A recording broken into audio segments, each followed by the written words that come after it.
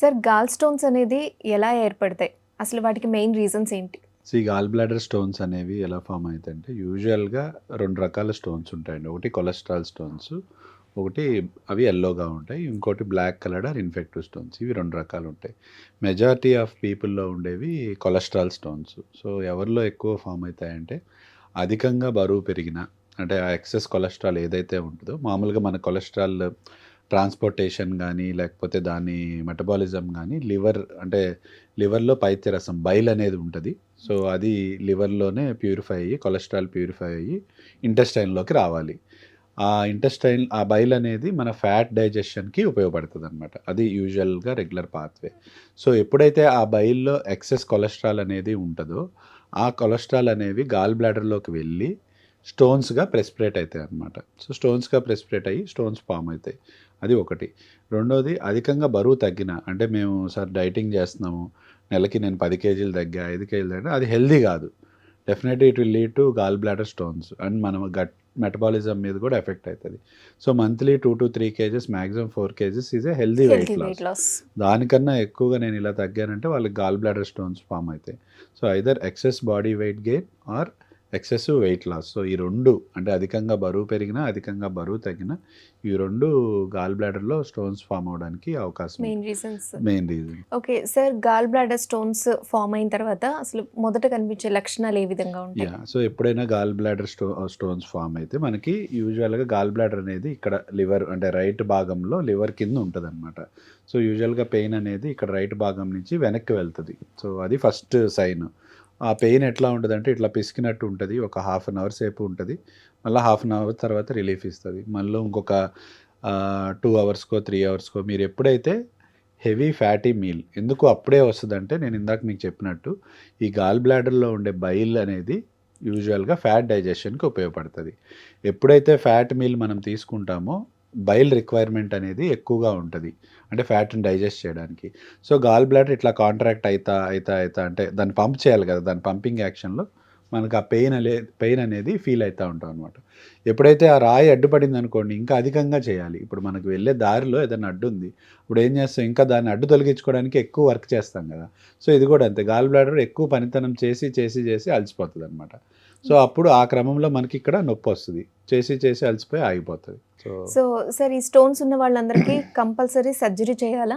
Stones ఉన్న వాళ్ళకి ఎవరిలో చేయాలంటే సింప్టమాటిక్ గాల్ బ్లాడర్ స్టోన్స్ అంటాం. అంటే ఏంటంటే ఎవరికైతే ఈ పెయిన్ ఉంది అంటే వాళ్ళకి కంపల్సరీగా ఇది చేయాలి.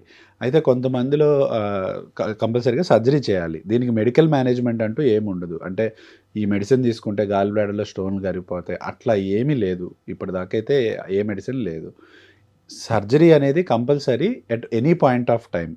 అయితే ఎవరిలో సర్జరీ చేయాలంటే సింప్టమాటిక్, అంటే ఎవరికైతే ఈ సింప్టమ్స్ ఉన్నాయో, ఒక 20-25% మందికేంటంటే అన్నం అరగట్లేదు, ఏం తిన్నా సరే అరగట్లేదు సార్ అనే కంప్లెయింట్ కూడా ఉంటది. 75-80% మందికి రైట్ సైడ్ పెయిన్ వచ్చి ఈ టైప్ ఉండదు. సో, ఇట్లా ఈ పెయిను, ఈ ఇండైజెషన్ సింప్టమ్స్ ఉన్న వాళ్ళకి గాల్ బ్లాడర్ సర్జరీ చేస్తే డెఫినిట్‌గా వాళ్ళకి ఇంప్రూవ్‌మెంట్ కనపడతది. అది ఒకటి. కొంతమందికి అసలు పెయిన్ ఏమీ ఉండదు. కానీ మేము రెగ్యులర్‌గా హెల్త్ చెకప్ చేపించుకున్నాం. మాకు గాల్ బ్లాడర్‌లో రాళ్ళు కనపడింది. ఏం చేయాలి? సో, యూజువల్‌గా గాల్ బ్లాడర్‌లో ఒక చిన్న, అంటే లెస్ థాన్ 1 సెంటీమీటర్ రాయి కనపడింది. మీకు సింప్టమ్స్ ఏం లేదు. వెయిట్ చేయొచ్చు. అంటే ఇప్పుడు కాదు, ఎప్పుడన్నా సర్జరీ అవసరం పడొచ్చు. అది సింప్టమ్స్ వచ్చినప్పుడు మాత్రమే సర్జరీ చేయాలి. ఇప్పుడు వెంటనే మీరు డిటెక్ట్ చేసిన వెంటనే సర్జరీ పెయిన్ చేపించుకోవాలని లేకుండా, సింప్టమ్స్ లేకుండా ఉంటే సేమ్ సర్జరీ చేయాల్సిన ఆ! అవసరం ఉంది. స్టోన్ సైజ్‌ని బట్టి. Hmm. Less than 1 centimetre or less than 9 mm stone ఉంటే అవసరం లేదు. ఆర్ మోర్ థాన్ 1 సెంటీమీటర్ పెద్ద స్టోన్ ఉంది, ఆర్ క్రిటికల్ పార్ట్‌లో గాల్ బ్లాడర్ నెక్ అనేది ఉంటది. సో, ఆ నెక్ దగ్గర ఎక్కడైతే స్టోన్ ఎళ్లి ఇరుక్కుపోయిందో అప్పుడు సర్జరీ చేయాలి, irrespective of stone size. Or more than 1 centimetre పెద్ద స్టోన్ ఉంది, అప్పుడు ఇర్రెస్పెక్టివ్ ఆఫ్ యువర్ సింప్టమ్స్, అంటే మీకు సింప్టమ్స్ ఉన్నా, పెయిన్ ఉన్నా, లేకపోయినా స్టోన్ సైజ్ పెద్దదున్నా ఎక్కడైనా ఎళ్లి ఇరుక్కున్న ఆ స్టోను సర్జరీ కంపల్సరీ చేయాలి. ఇంకా కొన్ని స్పెషల్ కండిషన్స్ ఉంటాయి. గాల్ బ్లాడర్‌లో పాలిప్స్ అంటాం. అంటే మొలకల్లాగా ఉంటాయన్నమాట. ఆ పాలిప్స్, స్టోన్స్ కలిసి ఉన్న సర్జరీ చేయాలి. ఆర్ గాల్ బ్లాడర్‌లో కొంతమందికి ఇట్లా వెయిట్ లాస్ సర్జరీకి వెళ్తున్నారు. అంటే లైక్ వేరే సర్జరీకి వెళ్తున్నారు. గాల్ బ్లాడర్‌లో స్టోన్స్ ఉన్నాయి, కానీ సింప్టమ్స్ లేవు. ఆ టైంలో దీన్ని కూడా రిమూవ్ చేపించుకోవచ్చు. ఆర్ కొంతమందికి చిన్న పిల్లలకి హీమోలైటిక్ ఎనీమియాస్ అంటాం. హీమోలైటిక్ ఎనీమియాస్ అంటే ఈ రక్తం సెల్స్ ఉంటాయి కదా, అవి పగిలిపోయి వాటి నుంచి పిగ్మెంట్స్ రిలీజ్ అయ్యి గాల్ బ్లాడర్లో స్టోన్స్గా ఫామ్ అయ్యే అవకాశం ఉంటుంది. అట్లాంటి వాళ్ళకు కూడా సిమ్టమ్స్ ఉన్నా లేకపోయినా గాల్ బ్లాడర్ రిమూవల్ సర్జరీ అనేది చేపించుకోవాలి. ఇది పెయిన్ఫుల్ సర్జరీయా? అంటే ఆ, అది ప్రాసెస్ ఎలా ఉంటుంది? సర్జరీ అనేది చాలా సింపుల్ ప్రాసెస్ చెప్తానండి. సో ఇప్పుడు సర్జరీ, ఫర్ సపోజ్ రేపు సర్జరీకి నేను ఒక పేషెంట్ అనుకుంటున్నాను, వాళ్ళు విల్లింగ్గా ఉన్నారంటే సర్జరీకి ముందు ఈరోజు టెస్ట్లన్నీ ఇచ్చేస్తాం. అంటే pre anaesthetic checkup, surgical profile అనేది ఉంటుంది. ఈరోజు అయిపోతాయి. రేపు మార్నింగ్ 8:00 వచ్చి అడ్మిట్ అయితే, ఏం తినకుండా వచ్చి వాళ్ళు అడ్మిట్ అయితే సర్జరీ 10:00 కల్లా అయిపోతుంది. సర్జరీ అంటే లాప్రోస్కోపిక్ కొలిసిస్టెక్టమీ అంటాం. అంటే ఇంత చిన్న చిన్నవి లెస్ దాన్ అంటే 1 సెంటీమీటర్ ఉన్న చిన్న చిన్న హోల్స్ పెట్టి టీవీలో చూసి గాల్ బ్లాడర్ మొత్తం తీసేస్తాం. మళ్ళీ ఇంకో కొంతమందికి అపోహ ఉంటుంది, సార్ మీరు స్టోన్స్ మాత్రమే తీస్తారా, గాల్ బ్లాడర్ అంతా తీసేయాలనేది. రెగ్యులర్గా స్టోన్స్ మాత్రమే తీస్తే ఆ గాల్ బ్లాడర్ సంచికి అది ఆ బ్యాగ్కి స్టోన్ ఫార్మింగ్ కెపాసిటీ ఉంటుందన్నమాట. సో ఓన్లీ అది తీసేయడం, స్టోన్ తీసేయడం వల్ల మనకి యూజ్ ఏమి ఉండదు. సో గాల్ బ్లాడర్ మొత్తం తీసేసేయాలన్నమాట. గాల్ బ్లాడర్ సర్జరీ అంటే ఏంటంటే gall bladder along with the stones మొత్తం తీసేసేయాలి. తీసేసి ఆ రోజు సర్జరీ అయిపోతే నెక్స్ట్ డే డిశ్చార్జ్. పేషెంట్కి అదే రోజు సర్జరీ అయిన నైటే ఫుడ్ ఇస్తాము, సర్జరీ అయిన నైటే నడిపిస్తాము. నెక్స్ట్ రోజు వాళ్ళ పనులు, వాళ్ళు ఏదైనా ఆఫీస్కి కానీ అట్లా చిన్న చిన్న పనులు, వర్క్ ఫ్రమ్ హోమ్ అన్నీ చేసుకోవచ్చు. ఏ ఏజ్ వాళ్ళకైనా ఈ సర్జరీ ఏ చేయొచ్చు? ఏజ్ వాళ్ళకైనా సర్జరీ చేయొచ్చండి. ఏజ్ రిస్ట్రిక్షన్స్ ఏమి లేవు. ఓకే. వాళ్ళకి ఏమైనా హెల్త్ ఇష్యూస్ ఉంటే, వేరే హెల్త్ ఇష్యూస్ ఉంటే? వేరే హెల్త్ ఇష్యూ యూజువల్గా డయాబెటీస్, హైపర్ టెన్షన్ ఇట్లా ఉంటుంది, హై కార్డియాక్ రిస్క్. సో ఇవన్నీ ఏంటంటే పేషెంట్ టు పేషెంట్ డిపెండ్ అయి ఉంటుంది. సో వాళ్ళకి డిస్కస్ చేసి చేయొచ్చు. కొంతమందికి స్వతహాగా లివర్ సిర్రోసిస్ అట్లాంటి ప్రాబ్లమ్స్ ఉంటాయి, అలాంటి వాళ్ళకు కూడా చేయొచ్చు. అంటే ఆ లివర్ డిసీజ్ అనేది తక్కువ మోతాదులో ఉన్నప్పుడు చేయొచ్చు అనమాట. లివర్ డిసీజ్ చాలా అడ్వాన్స్డ్ స్టేజ్లో ఉంటే మళ్ళీ సర్జరీ వల్ల లివర్ డ్యామేజ్ అయ్యే అవకాశం, అంటే సిరోసిస్ డీకంపెన్సేషన్ అంటాం, అది జరిగే అవకాశం ఎక్కువ ఉంటుంది. అది అంటే పర్సన్ టు పర్సన్ డిస్కస్ చేసి వాళ్ళకి ఏమేమి కాంప్లికేషన్స్ ఉన్నాయి, ఏమేమి కోమార్బిడిటీస్ అంటాం, అంటే ఏమేమి డిసీజెస్ ఉన్నాయి ఆల్రెడీ అని డిస్కస్ చేసి ట్రీట్మెంట్ సజెస్ట్ చేస్తాం అనమాట. ఓకే. అయితే సార్ సర్జరీ వన్స్ చేయించుకున్న తర్వాత మళ్ళీ ఫ్యూచర్లో ఈ గాల్ బ్లాడర్ స్టోన్స్ అదే అనేది అందుకనే ఇప్పుడు ఆల్రెడీ గాల్ బ్లాడర్ అంతా తీసేస్తున్నాం. సో అంటే ఇంకా దేర్ ఇస్ నో పాయింట్, ఇంకా మళ్ళీ గాల్ బ్లాడర్లో స్టోన్స్ వస్తాయని ఇది లేదు. సో ఇదంతా ఒక పార్ట్. అసలు సర్జరీ చేయించుకోకపోతే ఏమవుతుంది సార్ అంటే, సార్ మీరు ఇప్పుడు దాకా చెప్పారు పెయిన్ వస్తుంది అన్నారు. సో పెయిన్కి నేను ట్యాబ్లెట్స్ వాడతాను, సో నాకు తగ్గిపోయింది పెయిన్, అప్పటికప్పుడు తగ్గిపోయింది. అయితే మరి సర్జరీ చేయించుకోవాల్సిన ఇదేమిటి అంటే, ఈ గాల్ బ్లాడర్ స్టోన్స్ అనేవి కొన్నిసార్లు కిందకి జారి లివర్ గొట్టాలు ఉంటాయి, బైల్ డక్ట్స్ అంటాము. సో వాటిని కానీ బ్లాక్ చేస్తే పేషెంట్కి జాండిస్ రావడము, ఫీవర్ రావడము ఇట్లాంటి. అప్పుడు ఏం చేయాలి, ఫస్ట్ స్టంట్ వేసి తర్వాత సర్జరీ చేయాలి, అది నెక్స్ట్ లెవెల్. ఇంకా కొంతమందికి ఏంటంటే ప్యాంక్రియాస్ అనేది ఉంటుంది స్టమక్ కింద మనకి.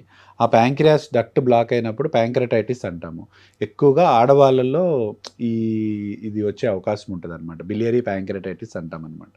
సో ఎప్పుడైతే ఆ ప్యాంక్రియాస్ డక్ట్ అనేది బ్లాక్ అవుతుందో, ప్యాంక్రటైటిస్ విపరీతమైన పెయిన్ ఇక్కడ స్టార్ట్ అయ్యి మొత్తం వెనక్కి వెళ్తూ ఉంటుంది అనమాట. ఒక 2-3 రోజులు అయితే కానీ ఆ పెయిన్ తగ్గదు. ఇవన్నీ నెక్స్ట్ సివియర్ ఫార్మ్స్ అనమాట, severe forms of gall bladder stones. Okay. ఈ స్టోన్స్ ఎర్లీ స్టేజ్లో ఉన్నప్పుడు కానీ, లేదా మనకి సర్జరీ చేసుకోవడానికి ఇంకా కొంచెం టైం తీసుకుందాం అనుకున్న వాళ్ళు కానీ ఎలాంటి ఫుడ్ రిస్ట్రిక్ట్ చేయొచ్చు? యూజువల్గా ఫ్యాటీ ఫుడ్స్ అండి. అంటే మనం క్వాలిటేటివ్ డిస్పెప్సీ అంటాం. అంటే ఏంటంటే ఫ్యాటీ ఫుడ్స్ తీసుకున్నప్పుడు మాత్రమే మనకి సిమ్టమ్స్ అనేవి ఎక్కువగా కనపడతాయి అన్నమాట. ఇక్కడ పిసికినట్టు నొప్పి కానీ, అన్నం సరిగ్గా అరగపోవడం కానీ, ఈ సిమ్టమ్స్ ఎక్కువగా వస్తూ ఉంటాయి. సో ఫ్యాటీ ఫుడ్స్ అనేది అవాయిడ్ చేయాలి. అంటే ఆయిల్ తక్కువ ఉన్నది కానీ, అందులో ఫ్యాట్ తక్కువ ఉన్న ఫుడ్ కానీ తీసుకుంటే కొంత రిలీఫ్ అనేది ఉంటుంది అనమాట. ఓకే. లేడీస్కి ఈ సమస్య ఎందుకు ఎక్కువగా కనిపిస్తుంది? యూజువల్గా ఏంటంటే gall bladder stones oestrogen, progesterone hormonal effect ఉంటుంది. స్పెషల్లీ లేడీస్లోనే ఎందుకు ఉంటుంది అంటే, అన్లైక్ మేల్స్ ఆ హార్మోన్స్ ఉండవు కాబట్టి చాలా వరకు లేడీస్లోనే ఈ ప్రాబ్లమ్స్ చూస్తాం. అండ్ లేడీస్లోనే especially age group, female fatty fertile women of 40 years age group, అంటే ఆ మిడిల్ ఏజ్ గ్రూప్లో చాలా ఎక్కువగా ఫామ్ అయ్యే అవకాశం ఉంటుంది. అంటే మళ్ళీ టీనేజర్స్లో చాలా తక్కువ చూస్తాం ఇది. ఆ టైంలోనే హార్మోనల్ ఎఫెక్ట్ వల్ల ఈ స్టోన్స్ ఫామ్ అయ్యే అవకాశం ఎక్కువగా ఉంటుంది. అండ్ నెక్స్ట్ థింగ్ ఏంటంటే ప్రెగ్నెన్సీ, పోస్ట్ ప్రెగ్నెన్సీ స్టోన్స్ చాలామందికి ఫామ్ అవుతాయి. ఎందుకు అంటే ప్రెగ్నెన్సీలో ఈ గాల్ బ్లాడర్ యొక్క మూమెంట్ అనేది తగ్గుతుంది. ఎప్పుడైతే ఆ మూమెంట్ తగ్గుతుందో ఈ కొలెస్ట్రాల్ అనేది ఎక్కువసేపు అక్కడ ఉండిపోయి, బైల్ అనేది ఎక్కువసేపు ఉండిపోయి స్టోన్స్గా ఫామ్ అయ్యే అవకాశం ఎక్కువగా ఉంటుంది. చాలామందికి ఏంటంటే అది ఫస్ట్ ప్రెగ్నెన్సీలో మట్టి రూపంలో ఫామ్ అవుతుంది, మనం స్లడ్జ్ అంటాం అనమాట. అవి ప్రెగ్నెన్సీ తర్వాత చాలా వరకు తగ్గిపోయే అవకాశం ఉంటుంది. కానీ అది స్టోన్గా ఎప్పుడైతే కన్వర్ట్ అవుతుందో ఈవెన్ ప్రెగ్నెన్సీ తర్వాత కూడా క్లియర్ అయ్యే ఛాన్సెస్ చాలా తక్కువగా ఉంటాయి. మళ్ళీ వాళ్ళకి సర్జరీ అంటే pregnancy is one of the risk factor for gall bladder stones. Okay, thank you for info sir.